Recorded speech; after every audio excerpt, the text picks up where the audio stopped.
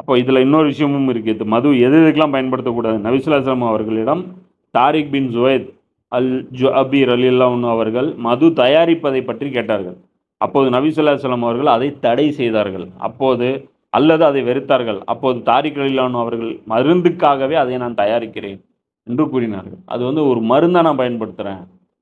இதுக்காக நான் பயன்படுத்துறேன். அது இப்ப ரசூலுல்லாஹ் சொல்றாங்க. அது மருந்து கிடையாது, நோய். இது வந்து முஸ்லிம்ல இருக்கக்கூடிய ஹதீஸ்.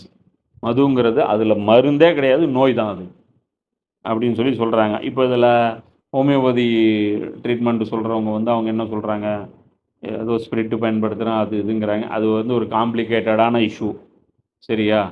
ஆனால் அது சாப்பிட்டா போதை வருதா, அதுதான் அளவுகோல், புரியுதா? அது என்ன வருது, ஏது வருது, போதை வருதா, போதை வர்ற அளவுக்கு இருக்கா, அது என்ன மாதிரியான ஸ்பிரிட்டு, அது என்னங்கிறத வந்து அது வந்து இஸ்லாமிய அறிஞர்கள், ஒரு இஸ்லாமிய அரசு, இஸ்லாமிய லேபு அதுதான் சர்டிஃபிகேட் வந்து கொடுக்கணும், புரியுதா? இன்றைக்கி இருக்கிற குஃபரான காலகட்டத்தில் இன்றைக்கி வந்து இங்கிலீஷ் மெடிசன்லாம் ரொம்ப ஹார்ம்ஃபுல்லாக இருக்குது. அதனால் ஹோமியோபதியில் வந்து ட்ரீட்மெண்ட்டு எடுக்கிறவங்களுக்கு அது வந்து நம்ம வந்து இந்த ஹராமுன்னு சொல்லி சொல்வதற்கான அறிவு என்கிட்ட இல்லை. நீங்கள் ஆய்வு பண்ணிக்கங்க. என்னை பற்றி அதை பற்றி எனக்கு வந்து ஒரு கிளாரிட்டி கிடையாது.